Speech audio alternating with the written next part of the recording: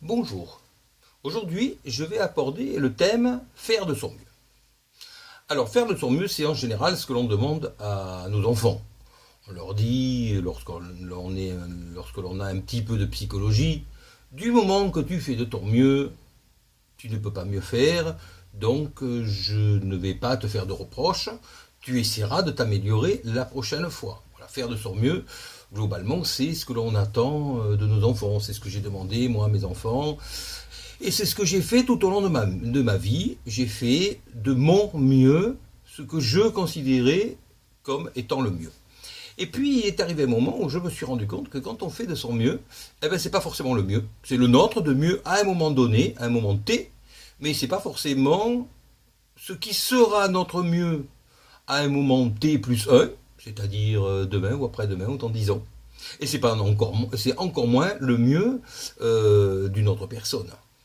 Donc ça pose problème parce que du coup, on peut se dire que des personnes font de leur mieux, qui est quelque chose d'absolument relatif dans le temps par rapport à eux, et encore plus par rapport aux autres. Et on peut donc s'imaginer que des personnes peuvent faire de leur mieux et soient totalement incompatibles. Alors, je vais simplement prendre un exemple pour illustrer cette question. C'est la question de faire de son mieux, par exemple, lorsqu'on est un père, une mère de famille, et que, eh bien, comme tous les couples, à un moment donné, il y a une sorte d'érosion qui apparaît, mais malgré tout, on se dit que l'on doit faire de son mieux, les enfants sont là, c'est ce qu'on se dit souvent, hein, nous parents, on doit faire de son mieux, on doit rester là pour les enfants, au moins jusqu'à ce qu'ils soient grands, et qu'ensuite on aura fait de notre mieux, et qu'il sera donc temps de réfléchir à une autre solution si le père ou la mère de nos enfants n'est plus la personne avec qui nous comptons ou nous désirons poursuivre notre vie. C'est ce que je considérais, moi, comme étant le mieux. Au moins se tenir malgré vent et marée parfois, parce que bien entendu, comme dans tout couple, il y a toujours des petites... ça c'est mon téléphone qui a sonné, mais c'est pas grave, je continue. Hein. Donc je disais, comme dans tout couple, il peut y avoir des petites difficultés, au bout de 10, 20, 30 ans, on va dire, forcément on passe par des hauts et des bas, des difficultés. Bon. Mais quand il y a des enfants, eh bien on se tient à ce mieux, voilà, cette éthique. Je fais de mon mieux, je reste pour mes enfants. Bon, ça c'est le premier constat. Deuxième constat, a posteriori, c'est-à-dire après coup, on se rend compte que ce mieux-là n'était pas forcément le mieux. Pourquoi ? Parce qu'on se rend compte finalement que lorsqu'on voit des enfants de parents divorcés, au plus les enfants vivent le divorce des parents tard, et au plus ils le vivent mal, et au moins ils le comprennent bien. Et c'est tout à fait étonnant. Tant qu'on ne l'a pas vécu, on ne peut pas se rendre compte, on ne peut pas imaginer même. Moi-même, je n'imaginais pas du tout. Et je me suis rendu compte que les enfants vieux comprennent pas du tout, mais ils n'acceptent absolument pas. Et les enfants plus jeunes, on va dire jusqu'à une quinzaine d'années, arrivent à comprendre, intègrent plus facilement. Et les enfants très jeunes, donc je vois un enfant qui est dans la même situation, hein, ses parents se sont séparés alors qu'il avait moins d'1 an. Et bien finalement pour lui, ça va être quelque chose de naturel d'avoir papa d'un côté, maman de l'autre, papa avec quelqu'un d'autre, maman qui a refait sa vie avec quelqu'un d'autre. C'est quelque chose de totalement naturel qui, si jamais ça se reproduit à nouveau dans sa vie, il aura déjà intégré ce processus et ça lui paraîtra normal. Alors que donc je vais prendre 6 enfants, un panel d'enfants qui ont de 1 an à 28 ans. L'enfant de 1 an, finalement, je vois qu'il vit très très bien les choses. Un autre enfant, donc le deuxième plus jeune, 14 ans, a eu un peu de mal au début, mais finalement, il s'est dit, ma foi, mon père est mieux comme ça, ma mère est mieux comme ça, et puis moi, finalement, je m'y retrouve bien parce que j'ai 2 maisons, j'ai 2 chambres, j'ai 2 fois des vacances, j'ai 2 fois des cadeaux. Et à ces âges-là, avant 18 ans, finalement, là, ils prennent très bien. Alors que nous, parents, avant ça, nous pensions exactement le contraire. Enfin, moi et beaucoup d'autres, non, nous nous campions dans cette attitude, en tout cas les pères surtout, hein, de la personne forte qui se tient à ce qu'il a décidé, et donc je me tiens à ma famille en pensant faire bien. Et en fait on fait tout de travers quand on fait ça, c'est que je me suis rendu compte. Alors ensuite, je vois deux enfants qui ont 18 et 18-20 ans. 18 ans au moment des séparations. Alors 18 ans, c'est le mauvais âge. Parce qu'en général, 18 ans, ils sont... les deux enfants de 18 ans qui ont maintenant 20 ans sont deux enfants qui ont été les catalyseurs, finalement, d'une séparation, des séparations. C'est souvent le cas, en fait, quand on étudie la chose. 17-18 ans, les enfants sont en pleine crise d'adolescence.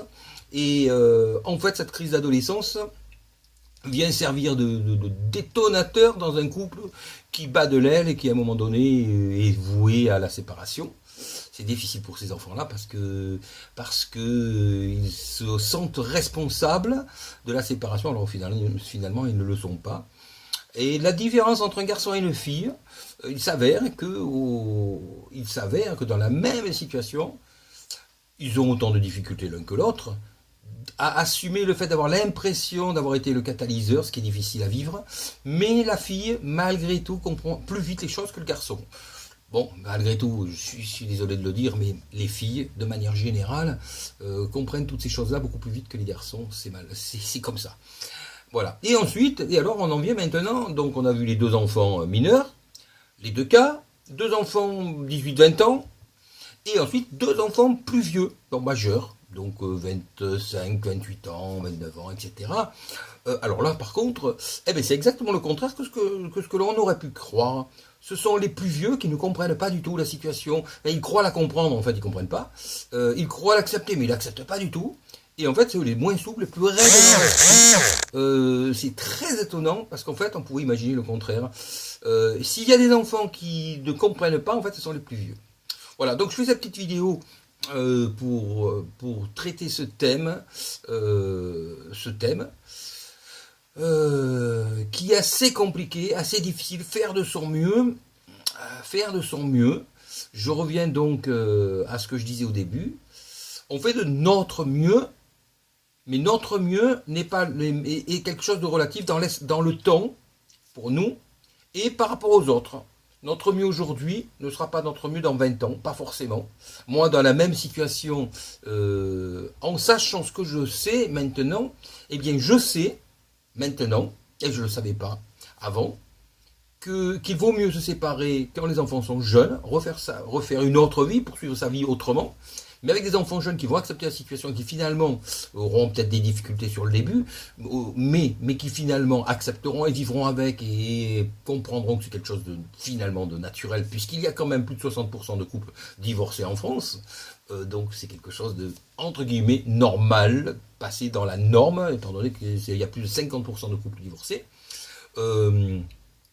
Et finalement, en faisant ça, les enfants en souffrent moins. Alors pour les parents, c'est vrai que ce n'est pas facile de se résoudre à avoir l'impression que l'on prive ses enfants du foyer, du cocon. Mais de toute façon, le problème est là, c'est que de toute façon, ils en seront privés. Un jour ou l'autre, ils en sortiront. Mais quand ils en sortent et que le cocon ne reste pas statique à leur disposition, ils prennent encore plus mal, ils comprennent encore moins les choses. Parce que dans leur tête, leurs parents n'ont, pas de sexualité, ils n'ont pas de vie. Je me rappelle très bien, moi, dans ma situation, par exemple, il aurait fallu que je sois le vieux dans le canapé, au coin du feu, devant la télé. Il partait, il sortait, il revenait.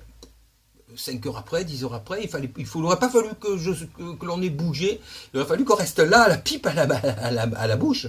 Voilà, dans leur esprit, c'était vraiment ça.